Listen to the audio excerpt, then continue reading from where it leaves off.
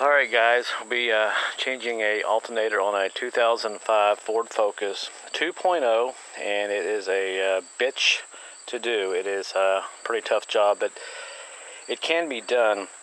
Now, one of the things you want to do first is get the car up in the air, get it on some ramps, and make sure you shock the back wheels. You don't want it to roll over you. So I got my back wheels shocked, and right now I have not disconnected any of my cables, but I will disconnect the hot cable. Now, once you get it up in the air, first thing you want to do is take this cover off. There's a plastic cover that goes right there. There are two bolts. They are 10mm bolts, I believe. They quote me here. Let's see, these are 10mm bolts. There's two.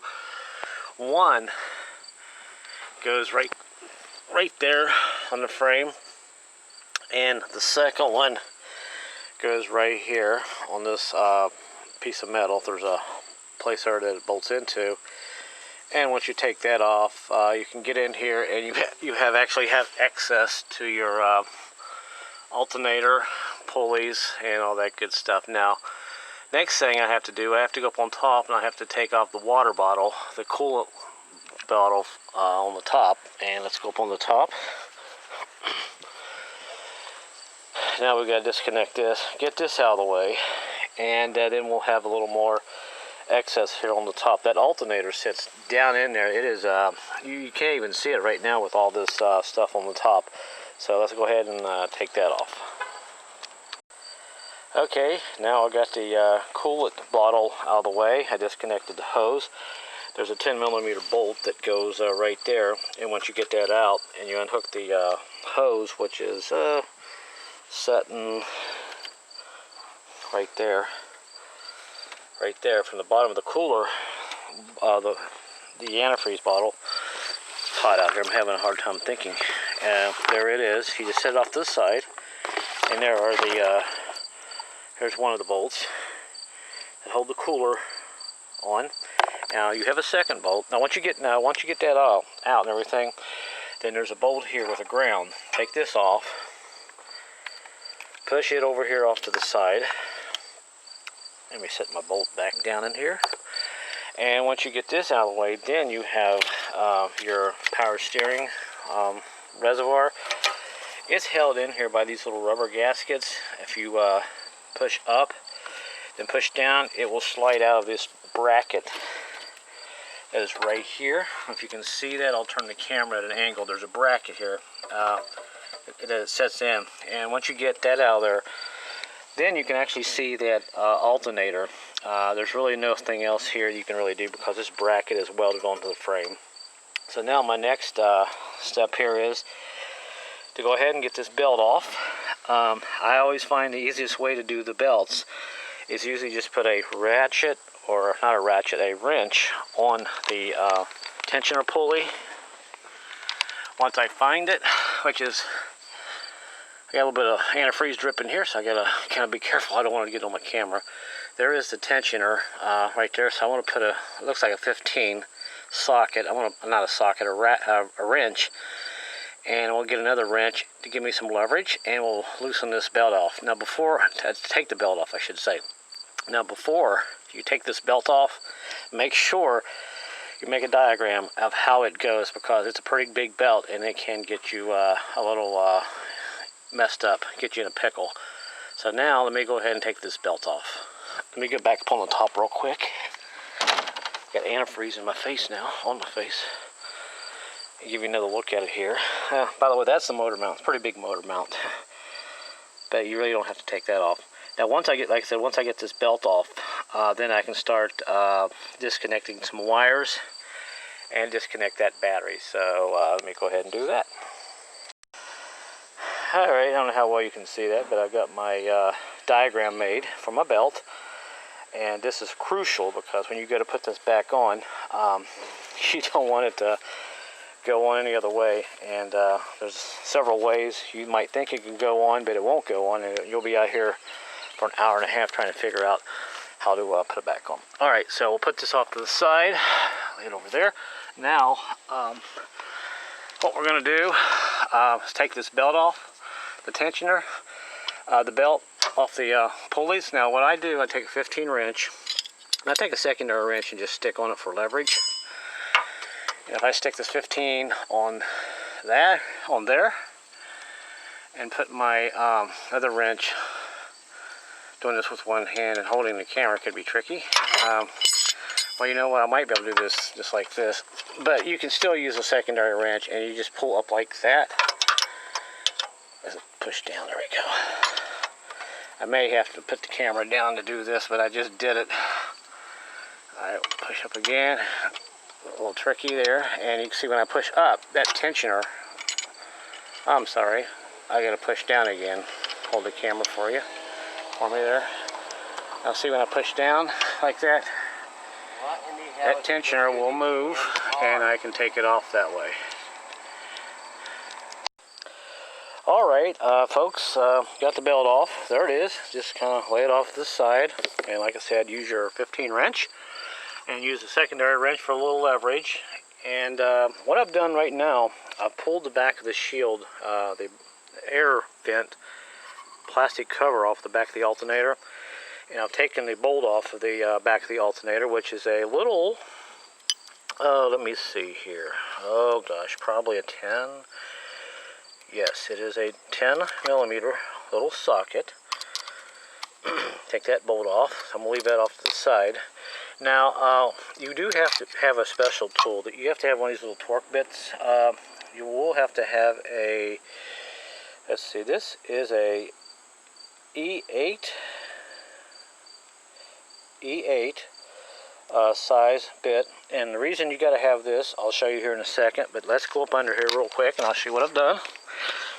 I don't think it's going to be as bad as I thought it was going to be, taking the alternator off. Alright, let's see, I think you can see that. My camera has automatic lighting adjustments, so right there I've taken that little bolt off on the back of the alternator. Let's see if I can get my hand up here. Right there, there is a nut. That's that little nut I just showed you. You take that off and put your hot wire off to the side, and once you take that, get that off, put the wire off to the side. Right now I am going ahead and taking off the bottom bolt of the alternator, which is, boy, it's hard to see sometimes here. Okay, right here, take this one off. This is a 14, pretty long bolt. Take it out and put it off to the side. Now, the socket I just showed you here, this little guy, you'll have to use it on this stud. You'll have to take this stud off, but I'll have to use a deep well to get this nut off of this. Once I take the nut off, then you take this bolt out, take the nut out and everything, take the stud off, and let me show you up on top. Also, there is a plug, a little wire right here on the top of this that you will have to unplug. But I'll probably have to take that off once I get the alternator loose, because I really can't see where the tab is on that, and I don't want to break it. Let me go up on top. We have one more bolt on the top, and believe it or not, once you get this bolt off right here, you'll have to use a deep well on it. Take the nut off first, right there, then use this special socket to take off the stud, and once you take that off, that alternator will drop right out. So I'm not going to be able to hold the camera and do that. Let me go ahead and take those off, and we'll drop this alternator off, and looks like we'll have the alternator out. So it may not be as bad as I thought. So this is great, and I'm hoping this will help a lot of you guys out, because this alternator is in there pretty far. It takes a little patience, and if people would stop stopping in the alley and talking to me, I would have just done an hour ago. Alright, let me go ahead and take that alternator out, and we'll look at everything here and wrap this up.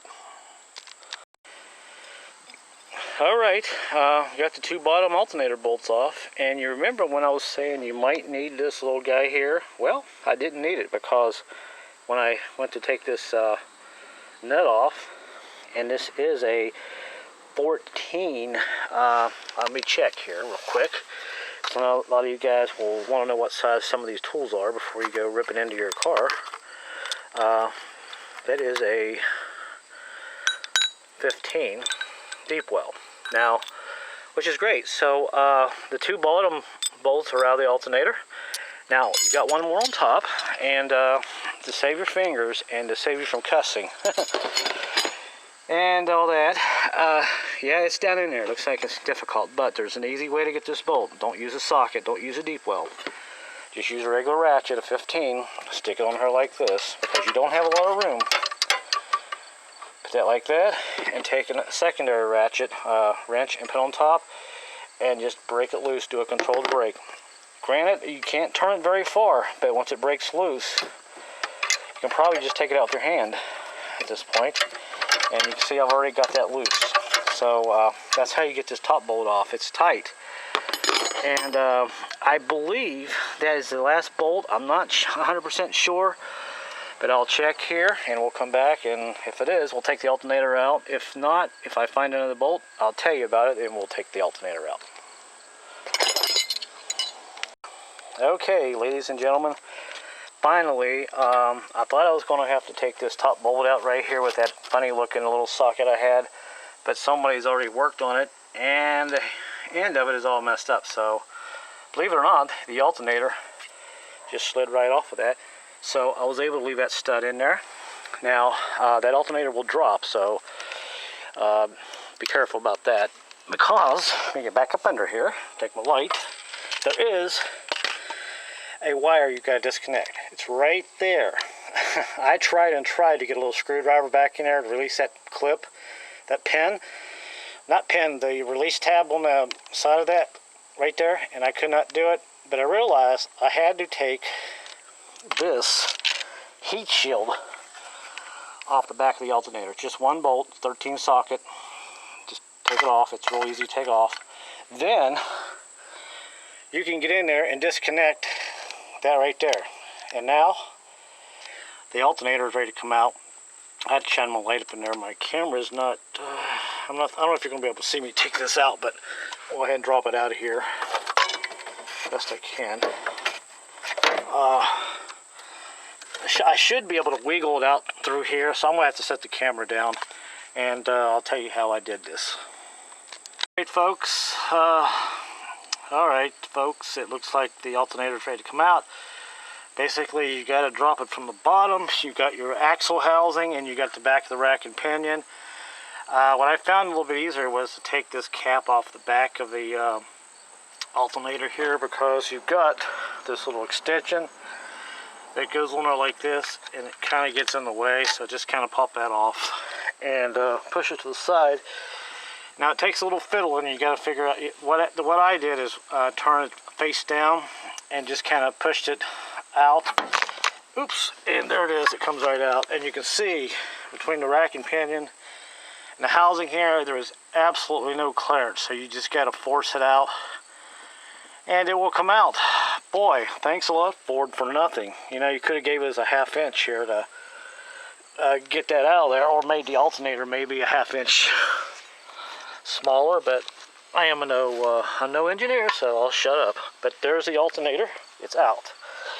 And the problem with this alternator was it was overcharging. It was putting out 18 volts. And they're going to go pick up one today. And you can see there's the plug on the back. It's kind of hard. You got to get in there with your finger and pop that cap off. I actually released that tab to get that off there. And I'm not sure, this is probably a 220 amp alternator. I don't know. Let's see. Doesn't say, but anyway, there it is. That's how you take an alternator off of this Ford 2005 2.0, and I believe this is a, what model is this? A ZX4 Focus SE.